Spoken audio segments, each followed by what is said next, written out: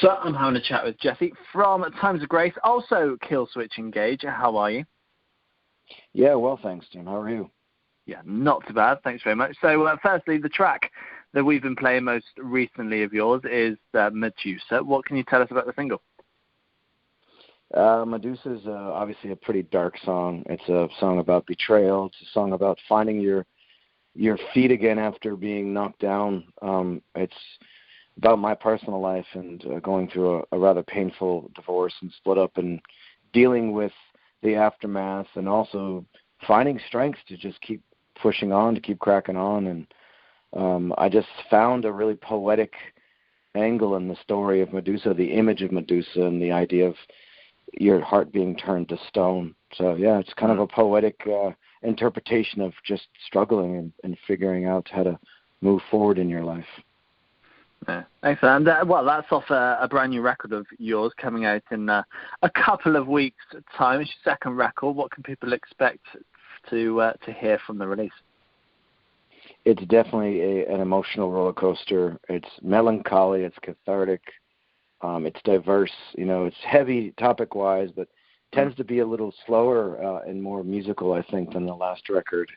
And it's one of those records that we painstakingly put together purposely so you could listen to it as an album from start to finish and sort of get a story out of it. And I love it because it ends off in a very dark, strange note where we're usually prone to making it very positive. And I think that this record is very dark for a reason, hence the title, Songs of Loss and Separation. But I think it's good therapy. You know, sometimes when you're in a dark place, sometimes sad, melancholy music is good therapy. Yeah. And, well, this is 10 years since the debut came out. What was the reason behind such a big gap? Just being busy, honestly, between our touring schedule with Killswitch, our recording schedule, and also working on various products and bands, and just being busy in our personal lives. So it's sort of very much a passion project, something we take very seriously, so we don't rush through anything. So when we did have the time to work on it, we really took our time to craft this record and make sure it was everything we wanted it to be. Yeah, excellent. And how did Times of Grace come about? Because obviously you're both main people in Killswitch and you were still in there now and still keeping going. So how did the Times of Grace project come about for the two of you? So back in 2009, when I actually wasn't even in the band, I wasn't in Killswitch at the time. You know, Howard Jones was the main vocalist. Adam had thrown his back out and was sitting in a hospital in London. And in order for him to stay sane, he wrote music in his head. And when he came out, he realized that the music that he wrote, he didn't want it to be a Killswitch thing. He didn't feel like it fit the style or the genre for Killswitch. So decided it was going to be like a solo effort. And as he started working on it, he felt like he needed help with lyrics and structure, and so he gave me a call, and I just was like, wow, this is incredible. I get to work with Adam again, but it's a completely different project. And that's kind of when it started. And, you know, a better part of 2 or 3 years we were working on that first record. And when it came out, to our surprise, people really cared about it. And so here we are, continuing on with this project that you know, has kind of been laying dormant for the past 10 years, according to everybody, but it hasn't died in our hearts. It was something that we knew someday would we return to. Yeah, definitely. And when you're writing, both yourself and Adam, is it a case of writing for a specific project or writing it and then working out where it goes from there? Yeah, it's definitely specific. You know, I think Adam comes up with the music first, sends it to me, and then we sort of digest it together. And it's very much a collaboration as far as song concepts and lyrics. And it's very intentional. You know, I think Times of Grace has a certain vibe and a certain feeling. It's very much its own beast. So yeah, this is anything we do under the umbrella of Times of Grace is very specific to Times of Grace. Yeah, excellent. We've been in the middle of a pandemic over the past year, just over a year now. How has that affected you, your plans, and what you had for last year to go into this year? Yeah, definitely.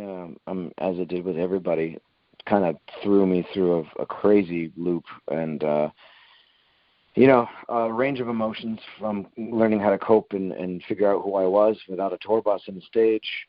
But in retrospect, I see it as a very necessary and, minus the stuff that went on in the world, in my own personal life, became sort of a rebirth, and very much a beautiful thing for me to rediscover who I am and go deep and go inward and be very meditative. And it also allowed for this Times of Grace album to come out, because it put a stop to the Killswitch touring machine. So it's kind of a blessing in disguise, having Killswitch kind of put on hiatus. Allowed for us to put this album, which had been done before the pandemic. It was done, completely done. So it allowed us time to put this out, and it's allowed a lot of time for a lot of people to really look at their lives and find out what's important to them and rearrange your priorities. And I now find a lot more joy in the simple things, such as just being in nature and being around loved ones and being home. I actually quite enjoy it now. Something very new to me. Yeah, but I'm sure that time's going to come to an end sooner rather than later, hopefully. What have you got planned for the future? Have you got things in place, or are you just waiting to see how the world pans out? Yeah, the only thing we've got solidified for Killswitch Engage is in September through November, we're going to be hitting the road with Slipknot, doing arena tours here in the States. And then, we've got some touring to make up. We had to cancel our headlining tour with Light the Torch. We want to bring that back. Yeah. But again, it all depends on where the world goes, and obviously we need to get back up overseas and play there as well. So, for better or for worse, Killswitch will be the first thing to get back out and going, and then if time permits, Times of Grace will hopefully do a little bit of touring here as well for the new record. But we never know. You never know what the hell's going to happen. Yeah, absolutely. So it's definitely something you want to do, as in Times of Grace, doing a tour of your own. Yeah, we would like to do that eventually, absolutely. Just because it's such a different beast, and it would be such a different type of show. We want to add a visual element to it and make it sort of more of an evening with, the band, as opposed to you go there, you drink beer, and you throw down in the pit the whole time. It's very much more of a rock project for us this time around. Yeah. Excellent. Well, Jesse, it's been great having a chat with you. Oh, thank you, man. Yeah, appreciate it. Thank you for helping to promote the record in any way.